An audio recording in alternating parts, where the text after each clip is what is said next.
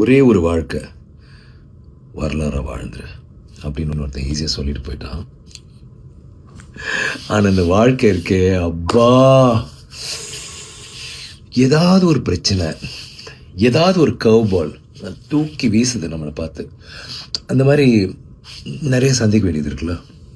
உதாரணத்துக்கு வீர தீர சூரன் படம் ரிலீஸ்க்கு முன்னாடி நிறைய பேர் அதை பார்த்து இது ஒரு மிகப்பெரிய பிளாக் பஸ்டர் ஆகுது, ஐயோ என்ன இப்படி ஒரு படமாக இருக்குது, புதுசாக இருக்குது, ராவாக இருக்குது, மாசாக இருக்குது, இந்த வருஷத்தோட ஒரு மிகப்பெரிய படமாக அமையும் அப்படின்லாம் சொல்லி பயங்கரமாக சொல்லி எங்கள் எல்லாருமே ரொம்ப எக்ஸைட்டட் ஆக்கிட்டு போயிட்டாங்க.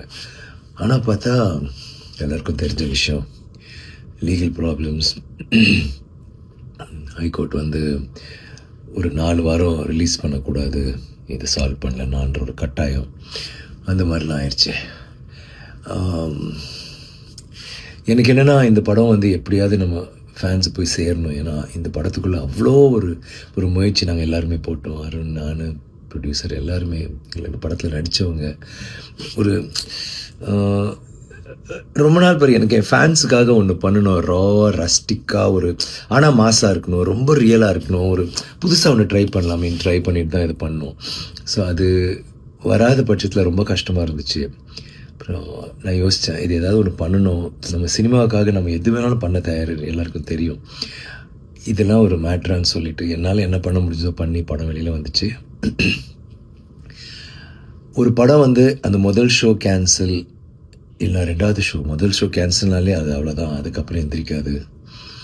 ஆனால் எங்கள் படத்துக்கு 2 ஷோ கேன்சல் ஆகி சாயந்தரம் தான் வந்துச்சு. அந்த ஃபஸ்ட் டே ட்ரான்னு ஒன்று இருக்குல்ல, அது கண்டிப்பாக பாதிக்கப்பட்டுச்சு.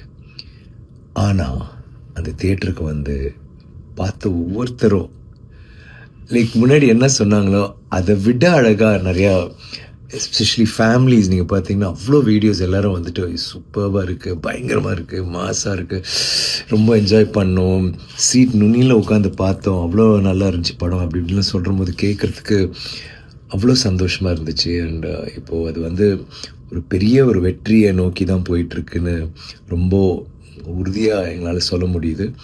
அதை நினச்சி பார்க்கும்போது எனக்கு நன்றி மட்டும்தான் எனக்கு உள்ளே தோணுது. உங்களுக்கு நன்றி சொல்லணும். இந்த படம் உங்களுக்காக பண்ண படம். இது நாங்கள் நினச்சது நடந்துச்சு, சேர வேண்டிய இடத்துல சேர்ந்துட்டுருக்குன்னு நினைக்கிறபோது ரொம்ப சந்தோஷமாக இருக்குது. வீரதீர சூரன் பார்த்தவங்களாம் என்ஜாய் பண்ணியிருப்பீங்க, பார்க்காதவங்க பார்ப்பீங்கன்னு நம்புகிறேன். தேங்க்யூ.